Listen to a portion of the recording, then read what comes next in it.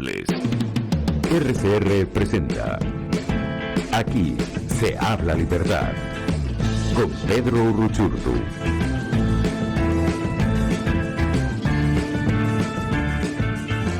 Muy buenos días amigos, bienvenidos a otro programa de Aquí se habla libertad por Radio Caracas Radio. Un gusto como siempre estar en sintonía con ustedes a través de esta, su casa.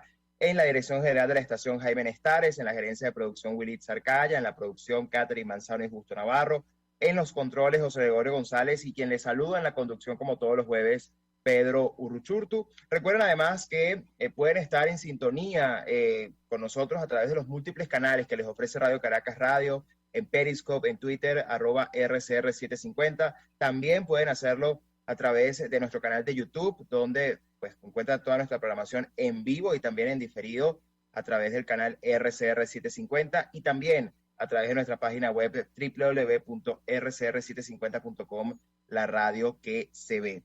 Además, recordarles que este programa, entre muchos, se hace posible gracias al emprendimiento honesto que todavía apuesta a Venezuela y que sigue haciendo muchas cosas valiosísimas aún en momentos difíciles, y por eso les quiero hablar, como siempre, de nuestros amigos de Habibis Cakes. Si ustedes están buscando un postre bueno, bonito, barato, si además tienen ideas de postres, si ustedes además están buscando desde un evento hasta la merienda de la tarde, el antojito que pueden tener en la tarde, tienen que contactar a Habibis Cakes. Pueden seguirlos en Instagram, @Habibis_cakes. Allí los siguen, están listos para tomar sus pedidos y además, lo más importante, tienen servicio a domicilio en caso de que usted quiera, pues, que se lo lleven hasta la puerta de su casa. Ellos están listos para tomar sus pedidos, también tienen su catálogo de productos y de verdad que son postres de gran calidad. Así que ya saben, @Habibis_cakes, pueden seguirlos en Instagram.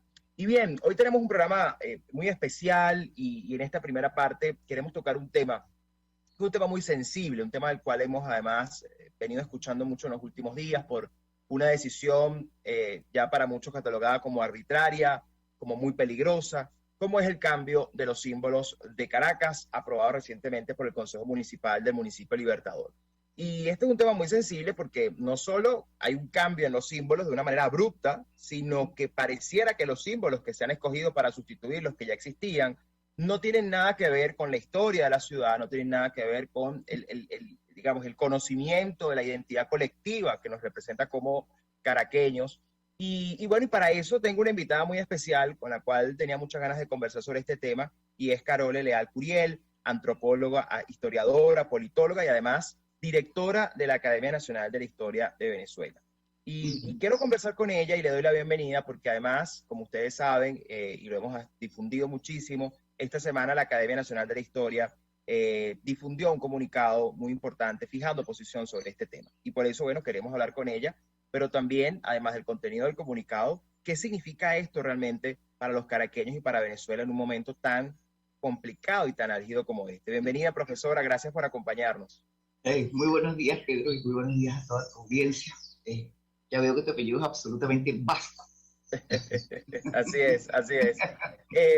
Profe, yo quiero empezar con este tema tan relevante, del cual mucha gente se siente curiosa, mucha gente siente que, bueno, le afecta de alguna manera, pero no termina de entender cómo. Hay gente que siente, y al menos a mí me pasa mucho, cuando uno ve el símbolo del león y ahora ve este nuevo escudo, que uno siente como que le arrebataron algo, ¿no? Y le cambiaron de repente la película de manera arbitraria, sin consultarlo. El comunicado de la Academia Nacional de la Historia, una posición muy firme, muy valiente en un momento como este. Cuéntanos un poco sobre eso, la posición y el por qué es tan importante fijar esa posición en este momento. Bueno, primero, la academia le toca de manera responsable, porque reúne justamente una cantidad de expertos y tiene forma parte de su responsabilidad, eso en primer lugar. Una de las razones también que nos motivó a nosotros es que, de acuerdo al reglamento del decreto de creación de la Academia Nacional de la Historia, que fue creada en el siglo XIX por el presidente Rojas Paul, el 28 de octubre de 1888, el artículo 4 de nuestra corporación, el punto 8 de ese artículo 4, establece que efectivamente nosotros debemos ser consultados o debemos ser eventualmente asesores a las consultas sobre historia que nos haga el Estado venezolano. De hecho, en el 2006, cuando hubo los primeros cambios de símbolo, a la academia pues le enviaron el proyecto y le consultaron. Por supuesto, hubo la postura de la academia en contra de esos cambios de símbolo, pero fue consultada. Aquí se hizo pues todo muy silentemente, esto fue muy silencioso, no hubo ningún tipo de consulta, nosotros igualmente pues nos hubiéramos pronunciado sobre por qué no estábamos de acuerdo con esos cambios de símbolo, pero en todo caso pues nos correspondía emitir un pronunciamiento porque al no ser consultados igual deberíamos, no, forma parte de nuestras obligaciones, es una de las obligaciones que le corresponde a la institución. Eso en primer lugar. En segundo lugar, porque más allá de que efectivamente la Cámara Municipal de Libertador pueda tomar decisiones relativas que le corresponden al municipio, sin embargo, está afectando este cambio de símbolo y está introduciendo algún tipo de fecha que efectivamente afectan también a la memoria colectiva de los caraqueños. Y cuando digo caraqueños, ya que hablo de todos los caraqueños, no solamente lo del municipio Libertador. Sobre todo porque yo creo que no hay que perder de vista que las representaciones simbólicas son aspectos de una sociedad que permiten la cohesión, que permiten, es su memoria colectiva, y su memoria colectiva, digamos, activada o actualizada, aunque uno no esté consciente de ello, a través de los símbolos. Y voy a señalar, por ejemplo, a raíz de este pronunciamiento, hemos observado que en la página de la academia, la página web de la academia, para ver el pronunciamiento han entrado más de 6.000 personas, que llama la atención porque por lo general uno suele poner noticias allí u otros pronunciamientos que hacemos en relación a distintos puntos, tanto la academia junto con otras academias, y nunca habíamos visto este fenómeno. Dice que esto es un tema que es, evidentemente, el cambio de símbolos despertó una sensibilidad en la ciudadanía. Si lo vemos a través de las otras redes que nosotros poseemos, por ejemplo en Twitter, el pronunciamiento fue retuiteado más de 1.200 veces, lo que quiere decir que el tema es sensible. Y la gran pregunta que hay que hacerse es por qué es sensible. Es decir, porque en una sociedad los símbolos son sensibles. Porque, como decimos en el pronunciamiento, no es la marca, no es un logo que vamos a cambiar a una marca comercial. Es que estamos hablando de una memoria compartida, de algo que nos pertenece. Y el león, como estaba señalando tú hace rato, el león es algo que nos pertenece a todos los caraqueños. Viva uno en Baruta, viva uno en Chacao, viva uno en Sucre. Así es. Es decir, no importa, yo puedo vivir en la Bombilla de Petare, como puedo vivir en el Alto Atillo, y no hay, o qué sé yo, en el 23 de enero, y el símbolo nos pertenece a todos. Y además, un símbolo, paradójicamente, que obtuvo Caracas desde hace muchísimos, pero muchísimos años, y que lo obtuvo ante la corte por el procurador que tenía Venezuela ante la corte, que era nada menos nada más que el tatarabuelo de Simón Bolívar, el señor Don Simón de Bolívar. Entonces, bueno, pues un símbolo que ha acompañado la historia de la ciudad. Y cuando hablo aquí ya de la ciudad, es la ciudad, la gran ciudad, con independencia de que cada movimiento tiene, cada municipio tiene su himno, cada municipio tiene su escudo, cada municipio tiene su respectiva bandera. Pero ese símbolo, por ejemplo, yo creo que eso es lo que más dolor ha despertado. Entonces, yo diría que eso es un elemento que es fundamental. Del pronunciamiento para nosotros es un elemento fundamental. Y sí consideramos que debería ser sometida una consulta mucho más amplia, no solamente restringido a un grupo de ciudadanos, porque incluso yo tengo muchísima gente que pertenece a lo que llamamos el soberano del municipio Libertador, que estaban en su derecho también pues, de ejercer la soberanía directa y participar en eso, y no fueron consultados. Y se han resentido, pues diciendo, bueno, pero a mí no me invitaron, no me convocaron para ver si estos símbolos deberíamos aprobarlo o no aprobarlo. Como toda reforma de una ordenanza necesita una cierta aprobación. Entonces, ¿cuáles son las características de esta aprobación? Yo las desconozco, pero evidentemente no hubo una consulta masiva. Yo diría que así eso es. Y esto, bueno, lo que usted menciona, profesora, es muy importante porque al final pareciera que es más un arrebato político, un arrebato, digamos, de intentar imponer una narrativa que además no es nueva, es decir, Eso ocurrió muchas veces, Israel. más Ocurrió allá, muchas veces en la historia. sí, más allá digamos, incluso uno lo ha visto con todo este tema de la independencia y uno ve cómo han pintado toda Caracas con una serie de símbolos que, bueno, sí, representan por supuesto parte de nuestra cultura indígena, pero que el problema no es que se resalte esa cultura, sino que siempre se busca más bien es ir en detrimento de todo lo demás, es decir, es de imponer esa como la única, y uno lo ve con las esculturas que están poniendo en la autopista, en Caracas, es decir, hay incluso el cambio de la autopista, el nombre de Francisco Fajardo a Gran Cacique Huaycaipuro, intentar cambiarle el nombre a Caracas, incluso en algún momento lo habían intentado con, creo que era India Yecuana o algo por el estilo, en fin, o sea, es borrar nuestra historia, incluso incurriendo, como usted bien dice, cuando desconocen la historia, por ejemplo, el tema del león, el escudo, que además proviene de una familia directa del Libertador, es decir, ellos mismos contrarían sus propios símbolos que han utilizado políticamente, como es el Libertador, para fijar una posición tan complicada y además tan peligrosa, porque es la manipulación de la historia y es además de la imposición de unos símbolos que, aun cuando uno pudiera considerar si deben estar o no, debieron haberse preguntado.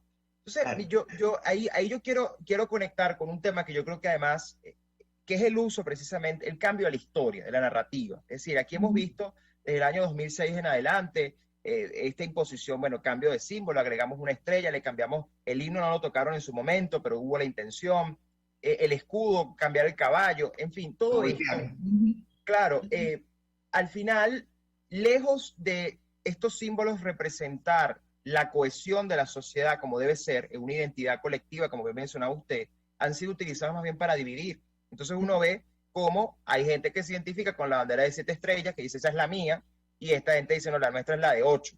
Entonces ya ahí se divide la cosa, lo mismo el escudo. Y ahora va a pasar lo mismo en Caracas, es decir, naturalmente el que se siente caraqueño, el que es caraqueño y el que sabe que el león es su símbolo, va a usar su escudo y va a decirle Santiago de León de Caracas. Mientras exacto, que va a firmar Santiago de León de Caracas. Claro, y entonces el resto va a decir, no, esta es Caracas, la indígena, Caracas la de la revolucionaria, con el escudo con los indígenas, y entonces al final siempre está esa pugna, no solo por cambiar la historia, la versión de los hechos, por negarla, porque la historia está allí, es decir, es lo que es, y además la división y la polarización.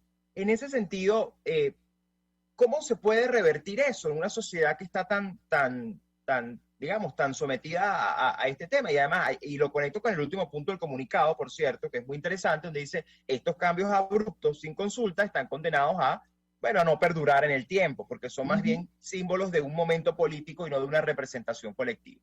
Tal cual. Y eso ¿cómo se llama hoy en día Leningrado? ¿Cómo se llama hoy en día Leningrado? Te pregunto. Leningrado, bueno, Stalingrado. Ajá, ¿cómo se llama? San Petersburgo. Exactamente. San Petersburgo, claro. 70 años después. 70 años después. Es decir, ¿quién celebra el 24 de enero? No sé si me explico. Lo que quiero decir con esto es que efectivamente son transitorios cuando son producto no de una construcción, un proceso colectivo. Nadie discute el 19 de abril. Es decir, los historiadores podemos sentarnos a discutir que si el 19 de abril fue un día que juramos a Fernando VII, o si fue el primer paso de la independencia.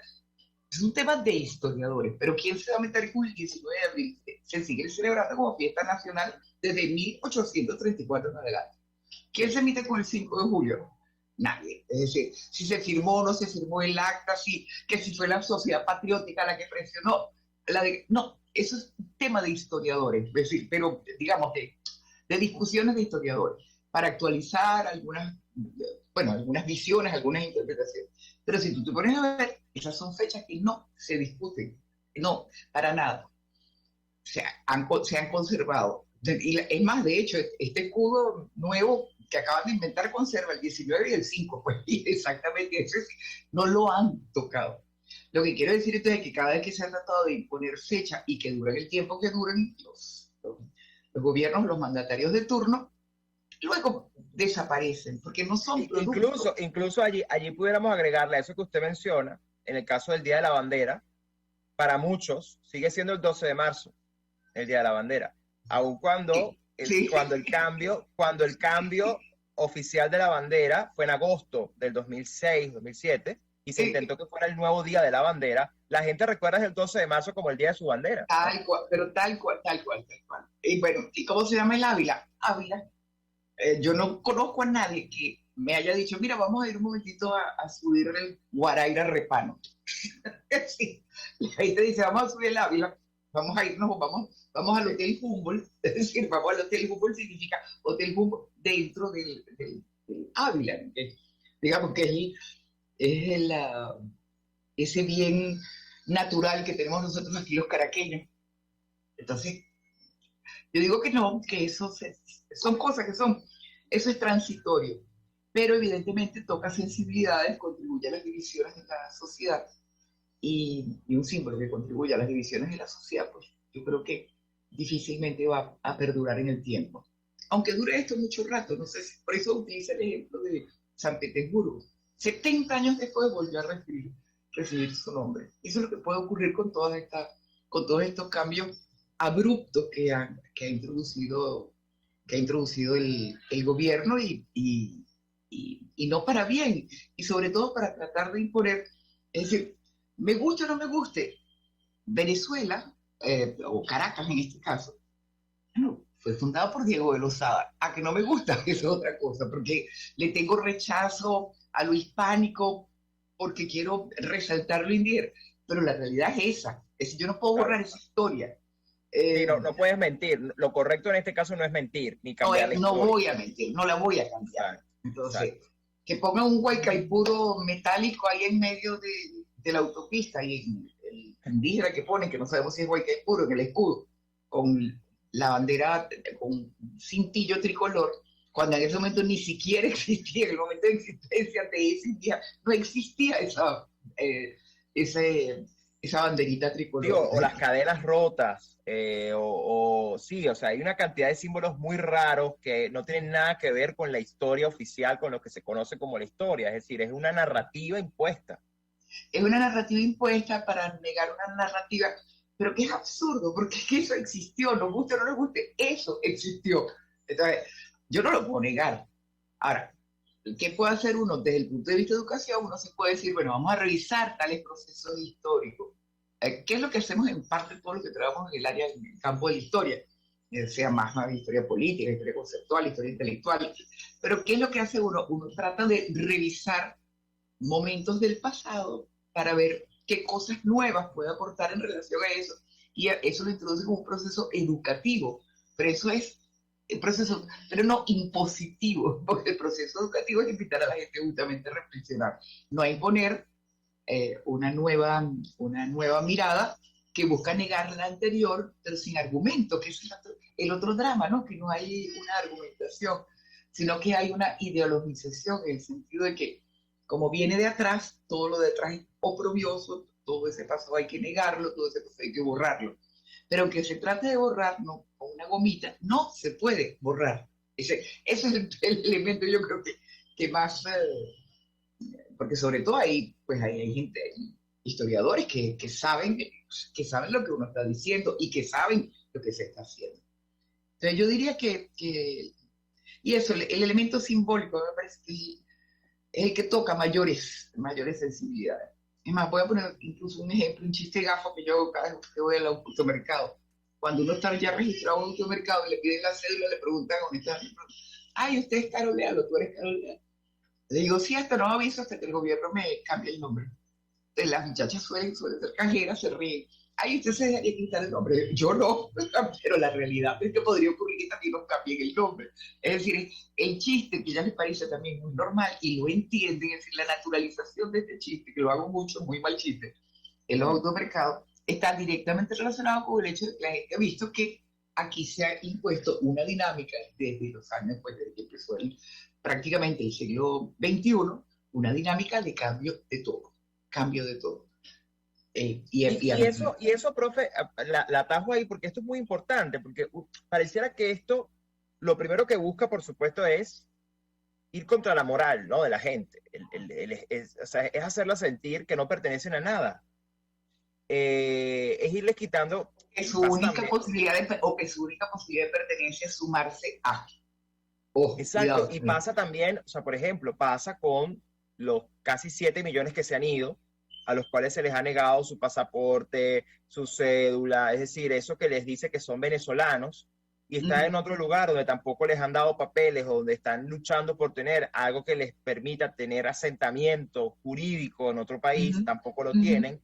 Y al ujú. final se sienten de ningún lado, aunque ellos en su arraigo son venezolanos y en su arraigo escuchan el himno o escuchan el alma llanera y se sienten y les vibra el alma y ven el Ávila y se emocionan, pero al final O pareciera que también esto, los, o también los migrantes que uno los ve caminando por las carreteras de América Latina con su bolsito tricolor o su cachuchita tricolor. también, que al final el bolso tricolor, aun cuando fue una herramienta política, porque fue una ¿Sí? herramienta digamos, para impulsar toda esta cosa del patriotismo, contra las sanciones, todo ese discurso que hubo en su momento, Sí, y sí, se sí. ayudó, pero conectó, es decir, es el símbolo, la gente usaba su Ujú, bandera.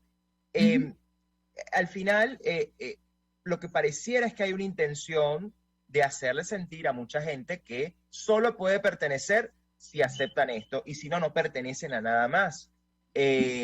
O pertenecen al pasado, que es peor todavía, porque prácticamente decir a la gente, mira, tú prácticamente estás execrado fuera de aquí. Es Ujú. terrible esta manera, ¿no? De no solo manipular la historia, sino de, bueno, desprender a los venezolanos o intentarlo por lo menos de desprenderlos de su vida, de su historia, de sus símbolos que son tan importantes, ¿no? Claro, es que al inicio de todo este proceso político, que ya lleva 22 años, también el venezolano no supo, bueno, yo percibo que no supimos defendernos, y ahí sí atiendo a lo del lenguaje, porque el lenguaje es muy importante. Entonces, la idea de utilizar la cuarentena, es decir, como expresión para referirse al pasado, es decir, el presidente Chávez era muy ingenioso para acuñar determinado tipo de expresiones, y lo que más llamaba la atención es la manera como se empezaron a repetir todas estas expresiones que él solía acuñar, eh, incluso por sectores que no estaban de acuerdo con el proyecto político, lo vieron como un chiste y fueron naturalizándose. Entonces, esa idea de que no perteneces porque perteneces al pasado oprobioso quedó, entonces, digamos, subsumida en dos locuciones que a mí me llaman la atención: el puntofijismo putrefacto, por ejemplo, o la cuarentena oprobiosa. Es decir, y todo el mundo lo empezó a utilizar hasta como chiste, incluso como chiste, o como en los escritos de manera natural, incluso de sectores políticos que eran completamente diversos o que tenían diferencias Sí, fundamentales. o el uso de términos como oligarca o escuálido. Sí, yo soy escuálido Igual, porque me... todo eso, y ese lenguaje fue naturalizando, aparte de una división, fue naturalizando su uso. Y yo sí creo que ahí tuvimos poca resistencia desde el punto de vista político, porque el lenguaje es fundamental a la hora también de cohesionarnos como sociedad. Y yo creo que también, pues, la parte simbólica del lenguaje. Entonces, yo sí creo que eso empezó muy temprano, desde muy temprano, eh, y no hubo capacidad momentánea, inicial, política, sobre todo capacidad política para enfrentarse a eso, en el sentido de resistir como corresponde toda resistencia en una sociedad democrática.